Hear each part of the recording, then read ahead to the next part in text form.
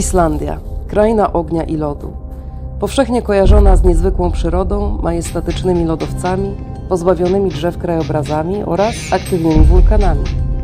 Jak się żyje w cieniu wulkanów? Które wulkany na wyspie są najgroźniejsze? Czy Islandczycy się wulkanów boją? Na czym polegają erupcje turystyczne? Tego dowiecie się z mojej najnowszej książki Życie pod wulkanami – ogniste serce Islandii. Opisuję w niej najtragiczniejsze w skutkach erupcje. Zagłębiam się w dawne wierzenia, literaturę i folklor. Rozmawiam z geologami, ratownikami, przedstawicielami branży turystycznej, a także tymi, którzy stracili domy w wyniku aktywności wulkanicznej. Odkrywam, jaki stosunek do wulkanów mają Islandczycy i imigranci, a także jakie korzyści czerpią mieszkańcy z życia na Magni. Poznacie Islandię z innej, ale jakże fascynującej perspektywy, która pozwoli Wam jeszcze lepiej zrozumieć ten niesamowity kraj. Zapraszam Was serdecznie do lektury. Paulina Tondos.